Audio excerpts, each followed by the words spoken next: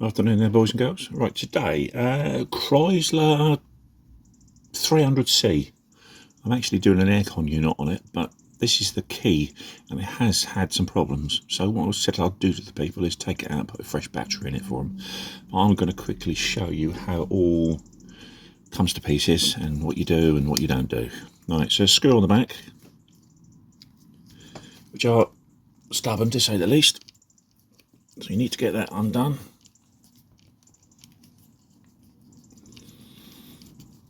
When you think it's all out of the thread, fingernails, get hold of it, put the screw to one side.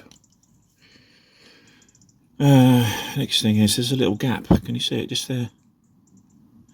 Put your screwdriver in, give it a wiggle. Don't stab yourself like I've just done. There you go, lift your cover off. There's your back cover. There's absolutely nothing in the back cover. Okay, so don't worry about that. Put that to one side. If you then lift out that, there's your front cover with all your buttons. Okay, nothing in there. Okay, so just put that to one side. Now, here's the bit that does all the work. So we have got, battery wise, I think they find that's a 25. So let's just have a look, see if we can wiggle it out. No, I'll shut up. It's a CR 2032. I think.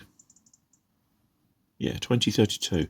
So as you can see, slide in, slide out, positive side up. Okay, there's a little frame that holds it all in there. Yeah. So there's your battery side of it with your little capacitors and bits and bobs. There's your button side. Now everybody's going to say, oh, this has got 4 buttons on it. Yes, it has. The key actually only uses 3. So I think you'll find it's this one here that is obsolete. It's still there and it still works, and you can feel it. It does work. And if you go around and just test them, what you'll feel is you'll put your fingernail against it and you'll get to a point of like resistance, and all of a sudden it flips. It's a bit like a dent in a Coke can. It flips, do you know what I mean? Doing. Anyway, they seem to work. So obviously I haven't replaced the battery, but I was just trying to show you how to do it. Okay, so what you do is, once you've done all that, you need this side. Now, can you see there's a curve in the plastic? That is to guide the battery. So that there will sit in, and you'll notice it's level. Okay. Alright,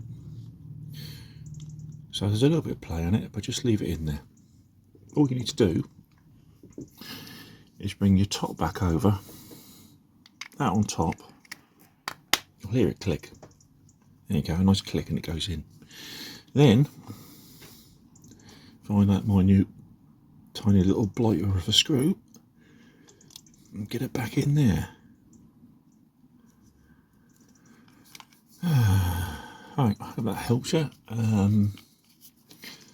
Does help if you've got some fingernails. Sometimes it's good to get the missus to do the screw. Anyway, you're back together. Alright. Now, that does fit. Remember rightly, Chrysler 300. The Aspen. It also sorts out on the Dodge, which is the Charger. The Durango. The Dakota, and I think it does some of the Jeeps as well. I seem to remember seeing them in a Jeep. I was going to say a Jeep Patriot, but it's not. I think it might be a Grand Cherokee and a Commander, but don't take my word as gospel, but I think that's where they come from. Alright, hope that helps. Bye.